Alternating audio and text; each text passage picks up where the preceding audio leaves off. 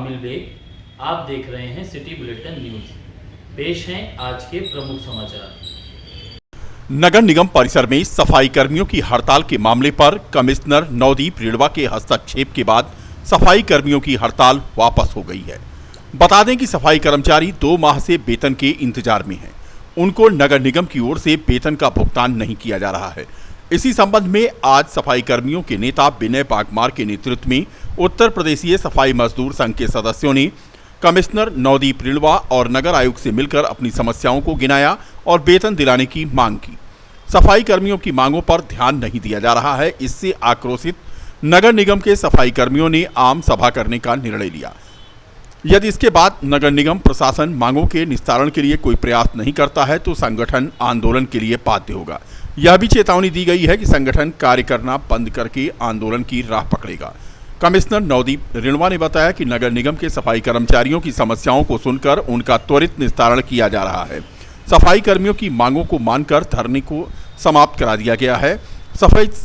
सभी सफाई कर्मी अपने अपने कार्यस्थल के लिए जा चुके हैं। अच्छे माहौल में हमारे जो सफाई कर्मचारी हैं उनके संगठन के साथ, उनके पदाधिकारियों के साथ वार्ता हुई। उनकी कुछ जेन्युइन समस्याएं हैं, जैसे उनका वेतन समय से नहीं मिल पा रहा। तो अभी आज जो बात हुई उसमें एक तो ये है कि उनका वेतन जिस एजेंसी से आउटसोर्सिंग पे लगे हुए हैं वहाँ से आज दिला दिया जाए। और जो इनसे नगर आयुक्त से बात हुई है, इनकी वार्ता हुई है और जहाँ तक मैं समझ पाया हूँ कि आज वेतन मिलेगा और ये कर्मचारी अपनी हड़ताल समाप्त करेंगे। सब लोग काम पे जाएंगे, अच्छे ढंग से साफ़ सफाई होगी एरिया की। ये जो नवरात्रे हैं ठीक से साफ़ सफाई में पूरा अच्छी चाक चौबंद। ये तो मेरा जहाँ तक अनुमान है आज होना चाहिए, ऐसी मैं आशा करता हूँ।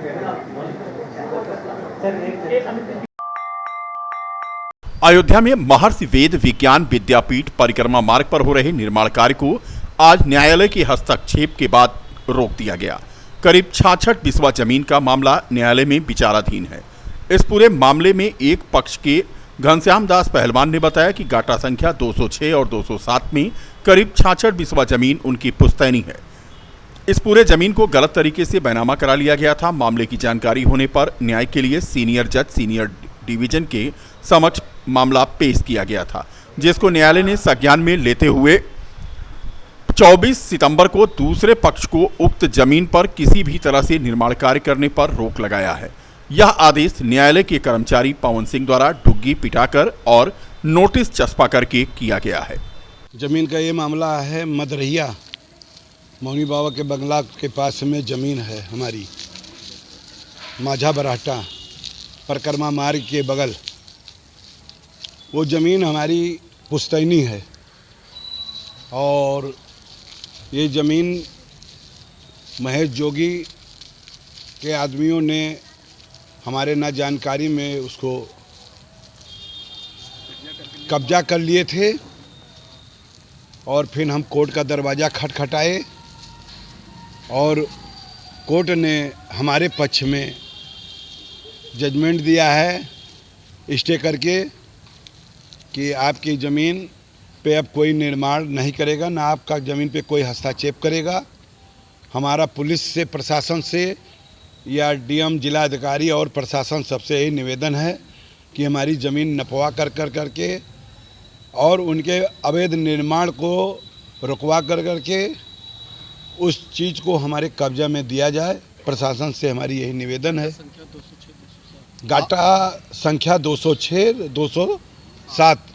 आज क्या कार्रवाई हुई कोर्ट? आज कार्रवाई कोर्ट से यही हुआ है कि सिविल जज साहब ने आदेश दिया तो उनके जो आदमी कोर्ट के हैं वो गए वहाँ पर, मौके पर उन्होंने दीवार में अपना जो आदेश था उसको चस्पा कराए और कहे कि यहाँ पर कोई निर्माण, डुग्गी पिटवाए और कह दिए उनके आदमियों से कि अब कोई निर्माण न कीजिएगा, कोर्ट का स्टे है और अब निर्माण कीजिएगा तो जिम्मेदारी आपकी है। रामनगरी पहुंची फिल्म अभिनेत्री भाग्यश्री ने रामलला और हनुमानगढ़ी का दर्शन पूजन किया। इस दौरान अभिनेत्री भाग्यश्री ने कहा कि उनका सौभाग्य है कि जो अयोध्या आज वो पहुंची हैं। पिछले साल में माता सीता के किरदार में वह नजर आई थी। इस बार माता सबरी के किरदार में वो नजर आएंगी। ये सौभाग्य है मेरा कि बार बार मैं अयोध्या आ सकती हूँ, तो राम जी का दर्शन हो जाता है, हनुमान घड़ी डालने का मौका मिल जाता है। पिछली बार सीता जी की किरदार में मैं आप सबको नज़र आई, इस बार माँ शबरी के रूप में मैं आऊँगी। बात यह है कि किरदार कुछ भी हो, मुझे यहाँ आने का मौका मिलता है, सौभाग्य है मेरा, तो इस वजह से यहाँ पर आती हूँ। कितना दोनों किरदारों में कितना अंतर है? दोनों ही भक्ति भाव से हैं, तो चाहे सीता मैया हो या माँ शबरी, खास इस वजह से आती हूँ। ज्ञानवापी की तर्ज पर श्री राम जानकी मंदिर फतेहगंज में इस बार भव्य झांकी सजाई जा रही है। दुर्गा पूजा के अवसर पर अमरनाथ बर्फानी बाबा के लोगों को इस बार दर्शन होंगे और वह आकर्षण का केंद्र बनेंगे। 12 फीट के शिवलिंग में भगवान शंकर के अलौकिक रूप में बर्फानी बाबा भक्तों को दिव्य दर्शन देंगे। झांसी और लखनऊ से करीब 10 कारीगरों ने 15 दिनों में पंडाल, झांकियां आदि का निर्माण किया है। इस बार इसका भव्य स्वरूप देखने को मिलेगा। आज नवरात्रि के प्रथम दिन से ही बाबा बर्फानी की यात्रा का शुभारंभ हो जाएगा। अयोध्या के सांसद लल्लू सिंह बर्फानी बाबा के इस पंडाल का शुभारंभ करेंगे। कार्यक्रम के बारे में विस्तार से जानकारी दी श्री राम जानकी मंदिर कमेटी के अध्यक्ष अशोक कुमार गुप्ता ने। फैजाबाद अयोध्या में इस वक्त जो है फतेहगंज में राम जानकी मंदिर में ये अमरनाथ की झांकी बनी हुई है, बाबा बरखानी की, और महिषासुर मर्दनी की दर्शन होगा। ये 26 तारीख को संसद लल्लू सिंह द्वारा उद्घाटन होगा शाम को 7 बजे, और 26 तारीख से लेके 4 तारीख तक का 4 अक्टूबर तक का जो है दर्शन बराबर होगा। 5 बजे से दर्शन रोज होना है। इसके बाद जो है 5 तारीख को जो है यहीं से शोभा यात्रा हमारा 2 बजे दिन में निकलेगी राम जानकी मंदिर से। ये ज्ञान बाबरी की लिस्ट बनाई गई है। मेन खासियत यही है कि अमरनाथ की झांकी है आकर्षक। कितनी लगभग में जो है 10 झांकी है। कहाँ से कारीगर आए हैं? कारीगर आए हैं, लखनऊ से आए हैं। कितने दिन लगा इसको बनाने? ये 15 दिन लग गया है। क्या कहेंगे आप जो है श्रद्धालु? हम चाहते हैं कि उन्हें श्रद्धालु जो है आवे अधिक से अधिक, और जिस साल 2 साल कोरोना की वजह से नहीं दर्शन मिला, इस साल जो है दर्शन भगवान का कराएंगे हम। भव्य दर्शन हो रहा है। क्या नाम आपका? अशोक कुमार गुप्ता, अध्यक्ष। शारदीय नवरात्रि शुरू हो गई। सोमवार की देर शाम अयोध्या कोतवाली की पुलिस ने क्षेत्र का पैदल भ्रमण किया। इस दौरान अयोध्या के कोतवाल मनोज कुमार शर्मा अपने मातहतों के साथ सड़क पर ठेले और दुकान लगाने वालों को हिदायत देते हुए सड़क की पटरियों को अतिक्रमण से मुक्त करने का निर्देश देते नजर आए। अयोध्या कोतवाली से हनुमानगढ़ी रोड तक पैदल गश्त करते हुए अयोध्या कोतवाल ने यातायात व्यवस्था को बेहतर बनाने की नीयत से बैटरी रिक्शा चालकों और विक्रम चालकों को अपनी साइड पर ही गाड़ियों को चलाने की हिदायत दी। वहीं दूसरी तरफ सीओसीटी शैलेंद्र सिंह के नेतृत्व में कोतवाली नगर और कैंट की पुलिस ने पैदल गश्त करके चौक में यातायात व्यवस्था की कमान खुद संभाला। एसएसपी प्रशांत वर्मा के निर्देशन में अयोध्या में शारदीय नवरात्रि के पर्व को लेकर सुरक्षा व्यवस्था चाक चौबंद कर दी गई है। सीओसीटी शैलेंद्र सिंह ने भारी पुलिस बल के साथ रूट मार्च किया। मूर्ति स्थलों का उन्होंने जायजा लिया और उन्होंने बताया कि सुरक्षा और नवरात्रि को देखते हुए कोतवाली नगर की टीम और कैंट की टीम के साथ पैदल गश्त की जा रही है। बता दें कि 12 वफात और शारदीय नवरात्रि को लेकर कमेटी के अध्यक्षों और पदाधिकारियों से पुलिस ने कई दौर की वार्ता की थी। कोतवाली के नगर के अंतर्गत 120 प्रतिमाएं इस बार स्थापित की जा रही हैं और 5 स्थानों पर रामलीला का मंचन होगा। इसी तरह कोतवाली कैंट के अंतर्गत 59 स्थानों पर दुर्गा प्रतिमाएं और 5 स्थानों पर रामलीला का मंचन होना है। ये अलग बात है कि पुलिस गश्त कर रही है, लेकिन मकबरा, नाका, शांति चौक, नियामा, गुदली बाजार आदि क्षेत्र में जबरदस्त जाम शाम को लग गया। यातायात पुलिस कहीं नजर नहीं आ रही। फिलहाल पुलिस को यह देखना होगा कि नवरात्रि के दिनों में यातायात व्यवस्था को कैसे दुरुस्त किया जाए। पुलिस अधीक्षक महोदय के निर्देशन पर आज शहर कोतवाल व कैंट के एसओ को लेकर क्षेत्र का भ्रमण किया गया, जिसमें जहां जहां दुर्गा प्रतिमाएं स्थापित हैं कुछ चिन्हित स्थानों पर फोर्स को लेकर गया और उनसे वार्ता की गई और उनको सुरक्षा व्यवस्था के लिए आश्वासन किया गया। जहां जहां रामलीला कमेटियां थी, कमेटी अध्यक्षों से वार्ता की गई। वार्ता के क्रम में वहां फोर्स नियुक्त किया गया। 12 वफात को लेकर यहां संबंधित कमेटी के अध्यक्षों से वार्ता की गई। वार्ता के क्रम में सुरक्षा व्यवस्था का आश्वासन किया गया। सिटी कोतवाली में लगभग 120 दुर्गा प्रतिमाएं स्थापित हो रही हैं और 6 जगह रामलीला कमेटियां स्थापित हो रही हैं और थाना कैंट क्षेत्र में 59 जगह दुर्गा प्रतिमाएं स्थापित हो रहे हैं और 5 जगह रामलीलाएं स्थापित हो रही हैं। सभी कमेटियों के सदस्यों से वार्ता कर ली गई है। पीस कमेटी की मीटिंग की गई है, अलग से मीटिंग की गई है।